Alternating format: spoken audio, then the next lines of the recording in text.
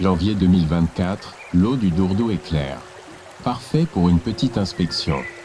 Comme souvent, je parcours les berges de la rivière dans le village de Saint-Isère, du pont jusqu'au bout de la chaussée. Et à mon grand étonnement, pas le moindre poisson, alors que la dernière reproduction laissait espérer une amélioration. Seulement des points blancs qui scintillent sur la berge et au fond de l'eau sur plus de 200 mètres de linéaire. Les images parlent d'elles-mêmes. Les points qui brillent partout sont des écailles parfois même assez grosses. Les poissons ont été attaqués, mangés, mutilés et stressés au point de se cacher comme ils le peuvent sous les berges. Un comportement inapproprié pour des espèces comme la vandoise, le gardon ou le chevesne qui sont des espèces qui fuient plutôt que de se cacher.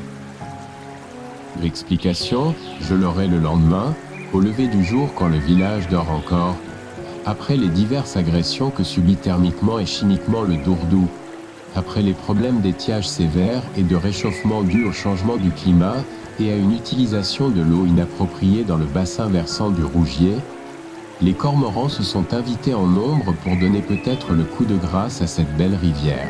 Des fossoyeurs qui chassent en bandes organisées, le Dourdou n'avait pas besoin de ça.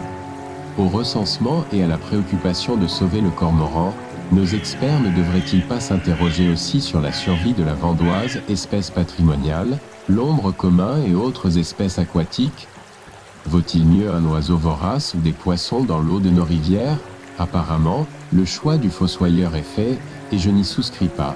Bien triste la vision écologiste du monde contemporain qui agit et fait des choix au cas par cas au lieu d'avoir une vision globale des écosystèmes.